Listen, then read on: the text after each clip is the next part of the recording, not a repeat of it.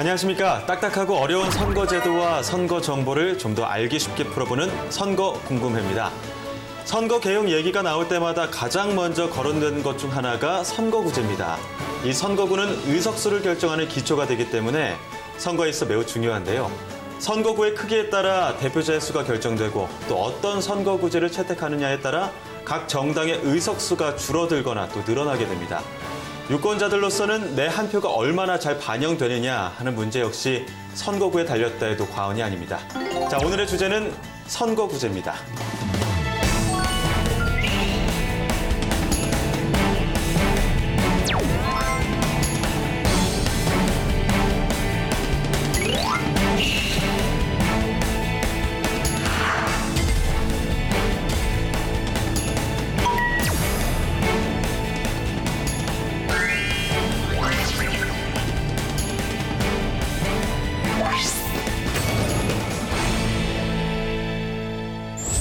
자, 오늘도 함께 이야기 나눌 세 분 소개하도록 하겠습니다. 한림국제대학원 대학교 정치외교학과 최태욱 교수님, 그리고 문은영 선거연수원 교수님, 그리고 장혜찬 시사평론가와 함께 이야기 나누도록 하겠습니다. 안녕하십니까? 안녕하세요. 앞서도 말씀드렸지만 선거 개혁 이야기 나올 때마다 선거구에 대한 얘기는 빠질 수가 없는데 이 선거구의 개념부터 좀 짚고 넘어가죠. 맞습니다. 선거구는 선출직 공직자를 뽑는 지리적 경계, 즉 지역을 기초로 한 단위라고 생각해 보시면 되겠습니다. 의회 민주주의가 사실 도입되던 19세기 초 영국에서 이 선거구는 지역 단체뿐만 아니라 대학, 납세자, 귀족들, 즉 신분을 대표하는 사람들로 이루어진 범위에서 설정됐지만 이제 보통 선거권이 확보되면서 오랜 시간에 걸쳐서 일정한 지역 공동체 내에 거주하고 있는 선거권자, 즉 유권자를 대상으로 한 지역 공동체가 선거구 단위로 설정이 됐던 거죠. 그리고 이러한 선거구는 이 선거구를 통해서 선출직 공직자의 입후보나 선거권자의 투표 그리고 의석 배분이 이루어지는 기본 단위로 설정되게 되었습니다. 네, 그렇다면 선거구제가 왜 이렇게 중요한 거죠? 말씀대로 그 선거구가 정해지면 그 선거구 경계를 정하는 것을 선거구 획정이라고 하는데 그럼 그 선거구 획정을 어떻게 하느냐? 100명이 머물러 있는 곳에서 한 명을 뽑는 것과 1000명이 선거구를 유지하는 곳에서 한 명을 뽑는 것에 대한 투표 가치는 말 그대로 100분의 1과 1000분의 1로 달라질 수밖에 없습니다. 그래서 그 인구수 균형을 바탕으로 원버튼 원밸류, 그래서 한 표의 가치가 얼마큼 동등하게 유지되는지에 따라서 구별되는 것이 획정이고 그게 선거구 획정이라고 본다면 그런 표의 등가성의 원칙, 그다음에 투표 가치의 평등, 이것을 기준으로 설정되는 게 선거구라고 보시면 되겠고요. 또 이게 못지않게 또 지리적으로 지역 공동체를 중심으로 그 이익을 대표하는 단위로서의 선거구가 설정이 되어 있습니다.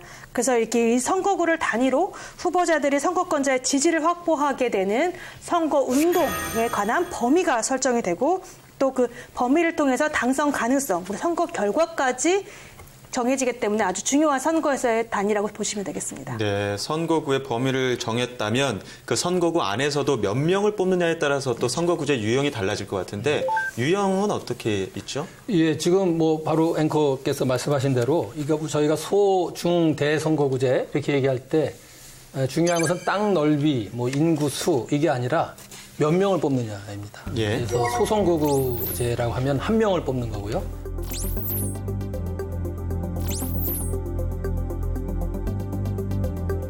현재 우리나라 같은 경우에는 한 선거구당 한 명의 국회의원을 뽑는 소선거구제를 취하고 있거든요. 이렇게 소선거구제를 취하는 이유가 있다면요? 글쎄요. 이게 그러니까 우리나라 민주주의는 다수제 민주주의라고 분류되는데요. 예. 다수를 뽑는 거죠. 상대 다수나 절대 다수 혹은 뭐 승자 독식 민주주의 체제. 하여튼 이게 좋든 싫든 저희가 좀 채택해온 정치 철학이라고 할 수 있습니다. 그랬을 때 지역에서 우리를 대표하는 국회의원 혹은 지방의원을 내가 직접 뽑는다. 1등을. 뭐 이런 게 굉장히 아마 부드럽게 인식되고 있는 것 같고요.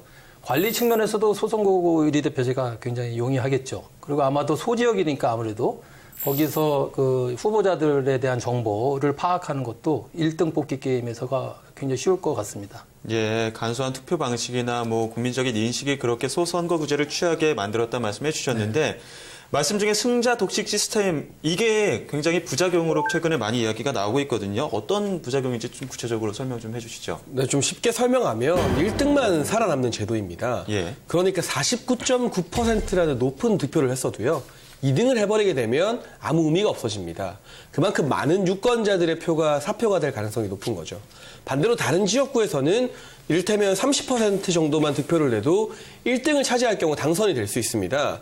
이 경우 지역구마다 유권자들의 한 표의 가치가 서로 다르게 평가받을 수 있다는 점도 문제가 되는 것 같습니다. 또 어쨌든 이런 소선구제에서는 다양한 군소정당보다는 거대 양당이 의회를 장악하게 될 가능성이 대단히 높고요. 혹시 게리맨더링이라고 들어보셨나요? 예. 좀 어려운 단어일 수 있는데 이 정치적 이익에 따라서 지역구 선거구를 나누는 것을 뜻합니다.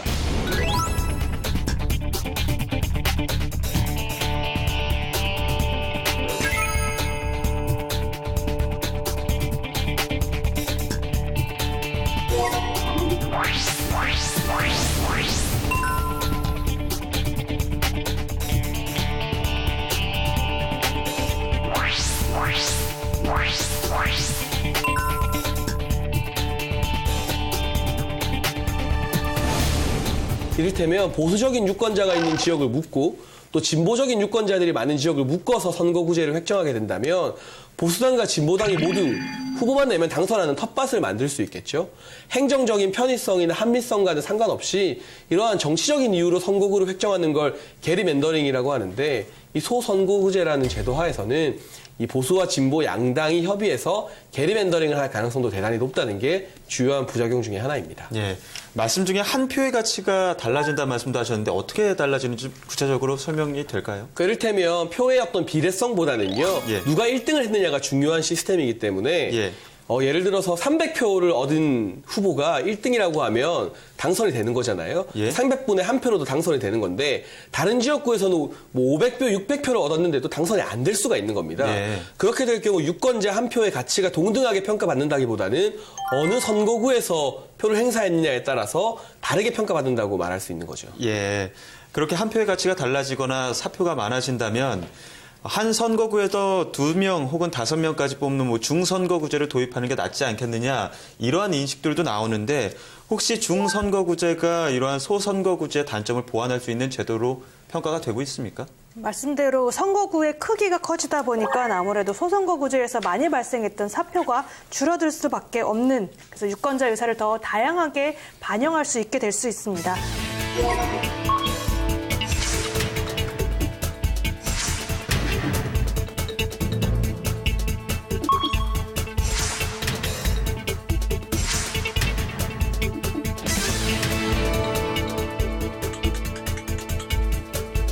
선거가 넓어지면 그래서 득표수와 의석수의 비례성이 높아지게 되겠고요. 결국 군소정당이 더 많이 의회에 진입하고 그러면 그 군소정당을 지지했던 유권자의 의사도 더 다양하게 반영이 된다고 볼 수 있겠습니다. 그리고 중선거구제에서는 아무래도 선거구가 넓어지다 보니까 정당 간의 당리당략 그리고 뭐 관권 개입이나 이런 부작용도 좀 줄어들 수 있는 그런 장점을 보인다고 하겠습니다. 예, 비례성이 높아진다거나 다양한 의사를 반영할 수 있는 장점이 있는데 2등에서 5등을 뽑다 보니까 낮은 득표로 당선되는 경우도 있을 것 같거든요. 이런 경우들에 대해서는 어떻게 보십니까? 중선거구제가 사실은 좀 문제가 좀 많죠. 한 3가지만 먼저 말씀을 드리자면, 첫 번째는 일단 뭐 3명에서 5명 정도 선거구라고 예. 말씀하셨는데, 그냥 뭐 편의상 4명, 4인 선거구를 예를 들어볼까요? 예. 아마 1등 같은 경우에는 한 40%를 득표할 수도 있죠. 예.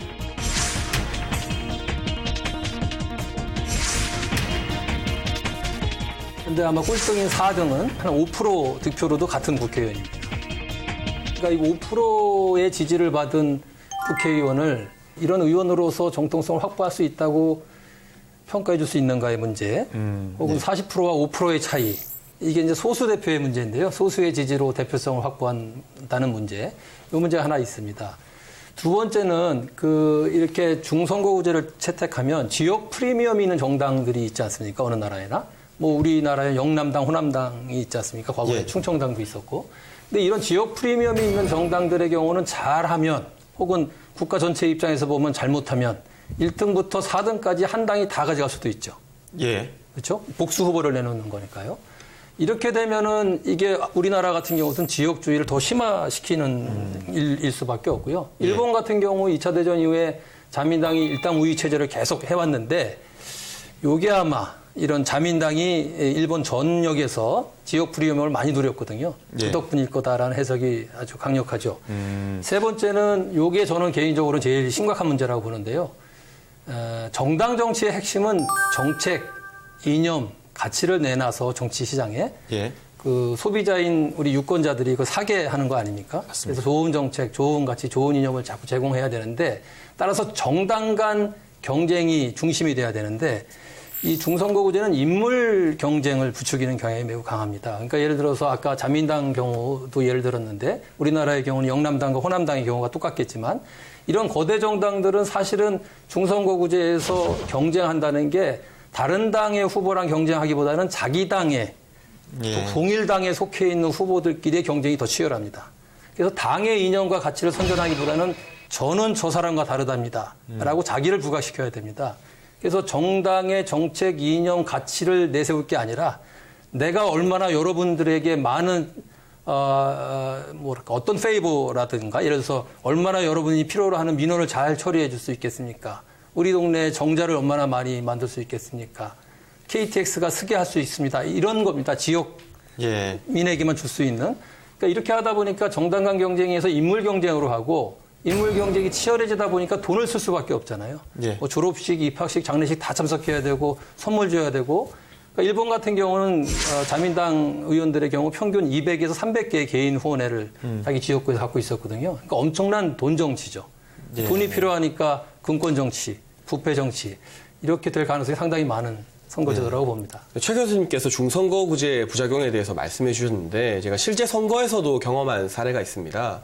이제 2명 이상의 기초의원을 뽑는 지방선거에서 1-가 후보와 1-나 후보가 나올 경우에요. 말씀처럼 정당보다는 1-가와 1-나 인물 간의 경쟁이 심화되게 되면서 우리나라 정당 정치의 근간이 흔들릴 수도 있다는 점을 느꼈습니다.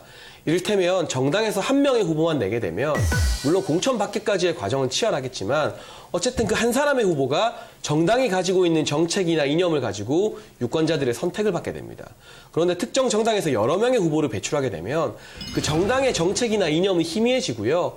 이를테면 지역 유지, 그 지역에서 얼마나 오랫동안 살았는지 그리고 얼마나 많은 사람들을 알고 또 장례식장이나 결혼식장을 잘 갔는지 등으로 그 후보가 선택받을 가능성이 높아지기 때문에 이 정당 정치의 뿌리를 흔들 수도 있다 이런 위험성을 우리가 간과하면 안 될 것 같고 또 많은 분들이 우리 선거에서 네거티브 선거를 참 나쁘다고 말씀하시는데요.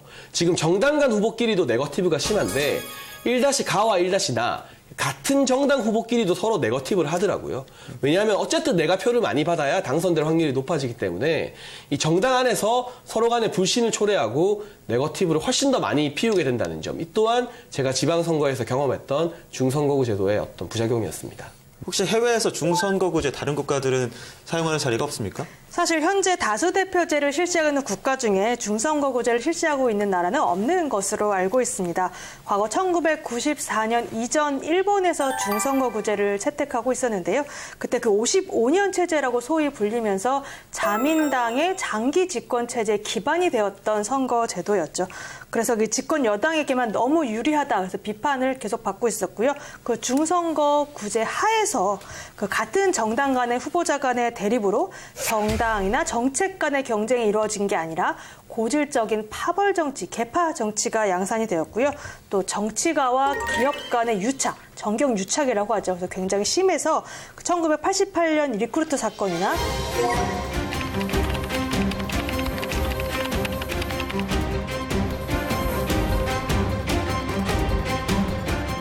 1992년 가네마루 사건 같은 그 정치 자금 스캔들이 굉장히 퍼지게 되면서 충격을 주었던 적도 있습니다. 그래서 이 중선거구제라는 게 철폐해야 될 일본 정치개혁의 핵심 과제로 꼽히고 있었습니다.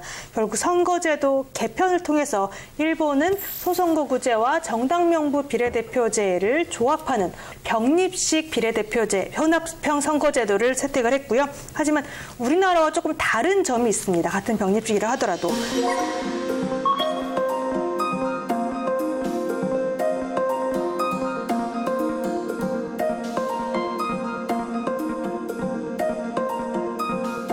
그렇다면 이 중선거구제를 적용할 수 있는 조건이 있다면 어떤 조건에 적합하다고 보십니까? 사실 어떤 선거구제가 가장 적합한지에 대해서는 좀 딱 꼬집어 말할 수 있는 문제가 아니고 각 국가의 환경, 정치, 사회, 문화적으로 너무도 달라서 그 제도가 어울리는 조건을 찾는 건 조금 어려울 것 같습니다. 예. 그 같은 제도라고 할지라도 어느 나라에 적용되느냐에 따라서 또 달라지는 얘기가 되니까요. 지금 말씀해 주신 대로 우리나라 같은 경우는 2006년 제4회 동시지방선거부터 중선거구제를 도입해서 기초의회 의원 선거를 치르고 있는데요. 처음에 이 제도를 도입하고자 했던 취지를 살펴보면 지역주의 정당의 의석 독점을 좀 완화하고 군소정당의 소수파의 전내 진입을 통해서 다양한 의견을 반영하자라는 취지였지만 4인 선거구보다 2인 선거가 훨씬 더 많이 실질적으로 운영이 되면서 그런 비례대표제 확대 효과가 무색해졌고요. 그래서 여러 가지 중선거구제의 여러 장점에도 불구하고 단점이 또 많이 부각되는 게 현재 우리나라 또 현실이라고 볼 수 있을 것 같습니다. 예. 근데 또 최근에 중선거구제를 국회의원 선거에서 적용하자는 이야기도 또 일부 나오고 있거든요. 혹시 이러한 중선거구제를 국회의원에 적용한다는 것도 현실성이 있다고 보십니까? 저는 아까 그 중선거구제의 문제점 몇 가지, 세 가지 중심으로 말씀드렸는데요. 예. 그 제일 핵심 문제는 하여튼 그 인물 선거, 정당 선거가 아니라 인물 선거를 자꾸 부추긴다라는 건데 우리나라 영호남 이 지역주의 문제가 심각하지 않습니까? 그래서 영남당, 호남당이 더 극성할 수 있고 충청당, 강원당까지 생길 수 있고 심지어는 경기 북부당, 경기 남부당 생길 가능성도 좀 걱정하지 않을 수 없는데요. 그러니까 이런 인물 정치, 보스 정치, 군권 정치, 부패 정치의 가능성이 상당한 중선거구제를 우리나라에서 개혁 대안으로 얘기한다는 것 자체가 저는 좀 우스운 거라고 봅니다. 지금 아까 문 교수님도 말씀하셨지만 중선거구제를 택하고 있는 나라가 거의 없거든요. 예. 심지어 일본식 선거제도다라고 할 정도로 사실 일본 혹은 대만이 몇십 년간 한 적이 있지만 그 일본마저 버린 제도입니다. 이 군권 부패, 파벌 정치가 너무 심각해서. 근데 일본도 버린 그 제도를 우리가 주워다가 개혁 과제다의 완성이다 이렇게 얘기한다는 건 너무 말이 안 되는 것 같고요. 네. 그렇다 보니까 어떤 중선거구제의 대안이랄까요? 도시 인구 밀도가 다르다 보니까 인구 밀도가 비교적 높은 도시의 경우에는 중선거구제, 그리고 농어촌처럼 상대적으로 인구 밀도가 적은 곳은 소선거구제를 도입을 해서 도농 복합 선거구제가 대안으로 이야기도 되는데 이 부분은 어떻게 보십니까? 저는 현실적으로 성사될 가능성은 거의 없다고 보고 있고요. 왜냐하면 도시와 농촌 사이에 서로 다른 선거 제도를 도입하는 것을 우리 국민들이 받아들이지 않을 거라고 생각합니다. 일본의 예를 들어보면 선거 제도는 아니지만 지역별로 최저임금의 편차를 두고 있습니다. 그러나 만약 우리나라에서 서울의 최저임금과 이 농촌 시골 마을의 최저임금이 다르게 된다면 국민적 저항이 어떠할지는 충분히 상상이 가능한 부분인데요. 어떻게 보면 이런 최저임금 같은 이슈보다 더욱더 민감한 참정권이 달려있는 선거제도가 도시와 농촌이 다르게 적용된다는 점, 저는 이 부분에 대해서 국민적 공감대를 이끌어가기는 불가능할 것 같습니다. 제가 하나 더 덧붙이자면 사실 도시하고 농촌을 구분한다는 것 자체가 굉장히 정해진 기준이 없습니다. 우리 지방행정 체제가 구시군으로 이루어졌다고 한다면 구와 시를 도시로 보고 군을 시골로 볼 것인지 농촌으로 볼 것인지 사실 그 군 안에도 도시의 성격을 훨씬 많이 가진 지역과 농촌 지역이 가진 지역이 혼재돼 있거든요. 그래서 도시와 농촌을 구분하는 것 자체에 좀 어폐가 있는 그런 의미도 될 수 있을 것 같습니다. 예, 선거구제마다 장단점이 있다 보니까 복합적으로 사용하는 곳도 있고 그 나라의 특성에 맞게 사용하는 것들도 있는데 혹시 해외에서는 어떻게 이런 선거구제를 운용하고 있죠? 네, 지금 말씀하신 것처럼 제도, 선거제도만 아니라 모든 제도가 그렇듯이 장단점들이 다 있지 않습니까? 예. 그래서 예를 들면 전면 비례대표제를 택한다고 할 경우에는 지역 대표성이 약해질 수밖에 없잖아요. 혹은 우리나라처럼 소선거구 비례대표제 중심의 선거제도를 택한다고 그러면 계층을 위한 비례대표성이 떨어질 것이고 예. 그래서 혼합의 노력들이 있어 왔죠. 많은 나라들에서. 그래서 그것을 제도화한 것을 크게 둘로 나누면 하나는 소위 연동형이라고 부르는 거고요. 예. 다른 하나는 병립형이라고 부르는 겁니다. 우리나라는 이제 병립형 혼합선거제도인데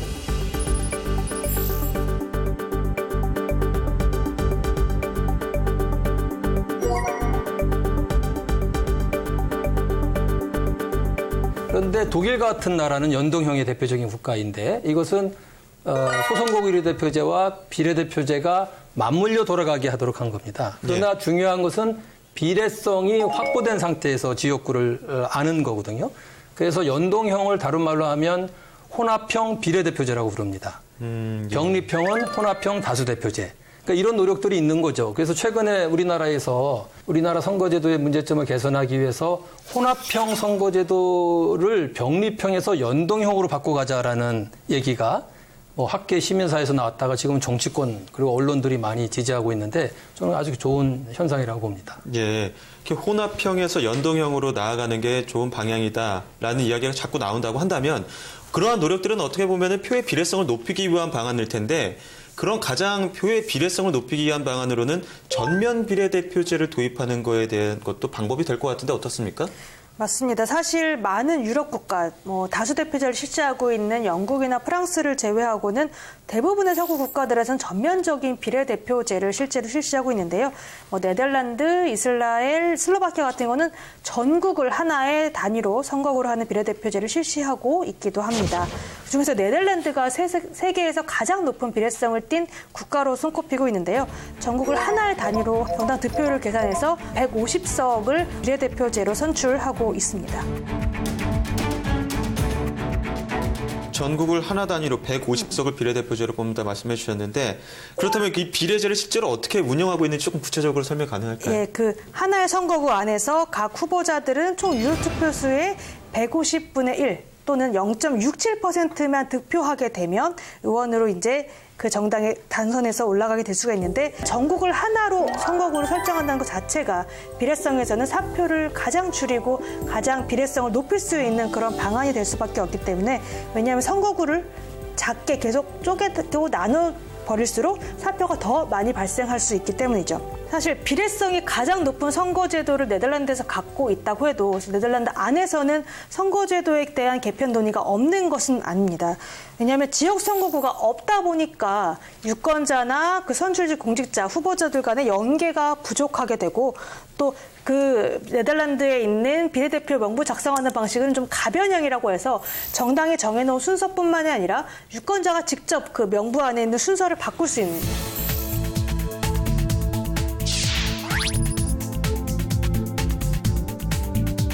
가변형 정당 명부를 채택하고 있음에도 불구하고 실질적으로 그게 별로 효과를 작용하지는 않다고 보고 있기 때문에 또 그렇고 이렇게 군소정당이 많이 들어올 수 있는 실제로 한 번 선거에서는 14개 정당이 의회에 진입한 적도 있었어요. 그래서 연립정부, 연정을 구성하는데 굉장히 오래 걸렸고 또 그렇게 구성된 정부도 굉장히 복잡했다는 점에 있어서 선거 제도에 대한 개편 논의도 네덜란드에서 이루어지고 있다고 합니다. 예. 제가 네덜란드에서 이제 대학 시절을 보냈었는데요. 예. 말씀하신 것처럼 군소정당이 난립하고 국정에 좀 혼란이 있을 수 있다는 부작용도 있습니다만 기본적으로 전면 비례제를 시행하면서 다양한 계층을 대표하게 되고요. 또 군소정당이 많다 보니까 반드시 대화 타협을 통해서 정치 문제를 해결해야 한다는 제약이 있습니다.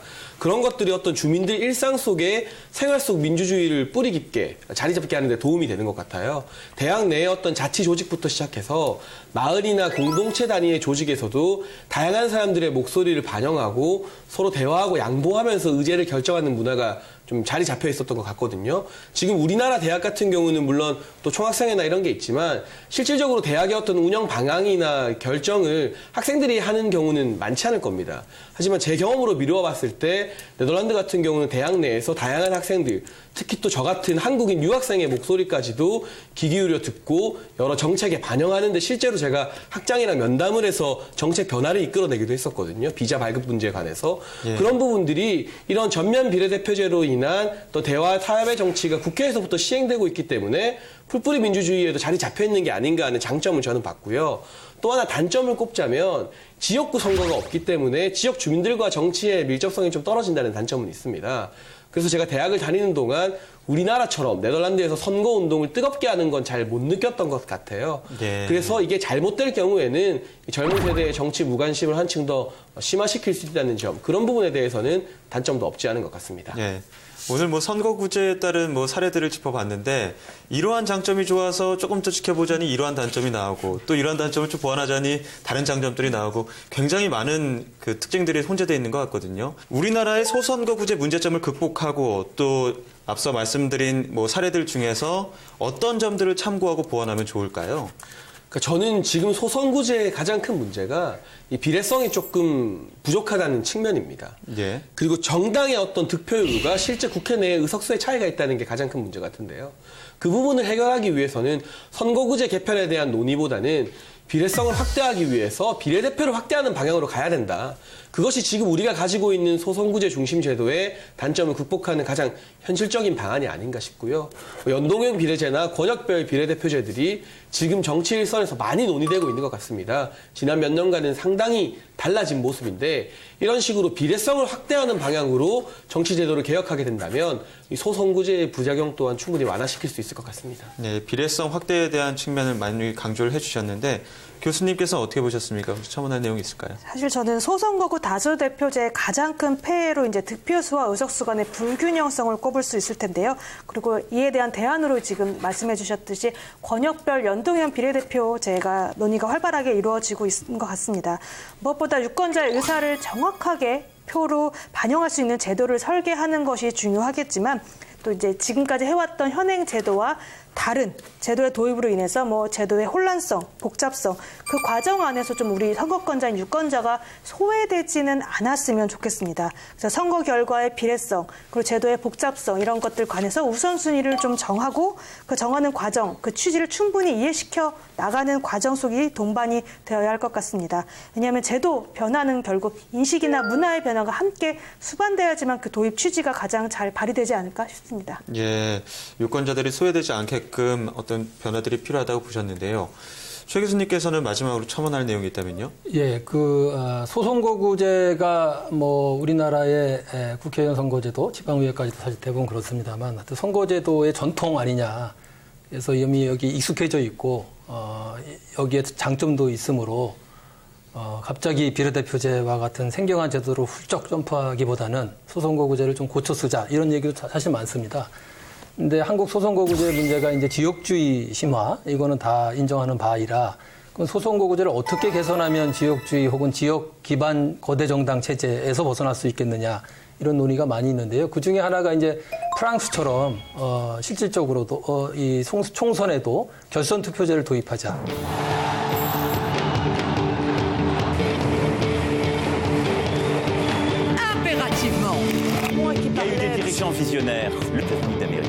그러니까 예를 들면 결선 투표제라는 것은 첫 번째 라운드에서 50%를 넘는 후보가 없으면 1위와 2위를 두 번째 라운드로 올리는 거지 않습니까? 예. 그래서 첫 번째 라운드와 두 번째 라운드 사이에 아주 진지한 정당 간 연합 정치가 벌어집니다. 연합을 이루어줘야지 1, 2등 저 최종 라운드에서 이길 테니까요. 그래서 이때 모든 정당들이 여기서 모든 정당이라 하면 심지어 호남에서 정의당이 영남에서 녹색당이 자기 당의 정책과 이념과 가치를 홍보할 기회가 드디어 주어지는 겁니다. 지금 소선거구 비례대표제라면 없을 기회가요. 그래서 이때 정책, 이념, 가치가 박람회처럼 홍보가 되고 유권자들이 알고 선택지가 다양하다는 걸 알게 되는 거죠. 그래서 각 지역에서 이런 축제와 같은 행사가 벌어지면 그리고 이런 총선이 거듭되다 보면 알려지지 않은 3당, 4당들도 말하자면 무대에 부상할 수 있다는 겁니다. 그래서 좀 더 정당 정치가 다양하고 활성화될 것이다. 뭐 실제 그런 면도 있습니다. 그런데 제가 보기에는 그건 좀 나아질 수는 있지만 역시 지역 정당의 이 영향력이라는 것은 워낙 막강해서요. 이것을 극복하기에는 구조적으로 한계가 있다고 봅니다. 물론 뭐 돈과 시간도 너무 많이 들 것이고요. 그래서 우리 지역주의가 문제라고 한다면 이제 소선거구제 틀에서는 벗어나야 될 거라고 봅니다. 무엇보다도 저는 이런 말씀을 드리고 싶습니다. 한국은 대의제 민주주의 국가이지 않습니까? 당연히. 예. 그런데 뭐 여러분들 생각해 보십시오. 여러분의 정치적 대리인이 있습니까? 제가 어디 가서 강연 같은 거 할 때 늘 물어봅니다. 여러분의 정치적 대리인을 갖고 있냐고. 자신 있게 대답하는 사람 별로 없어요.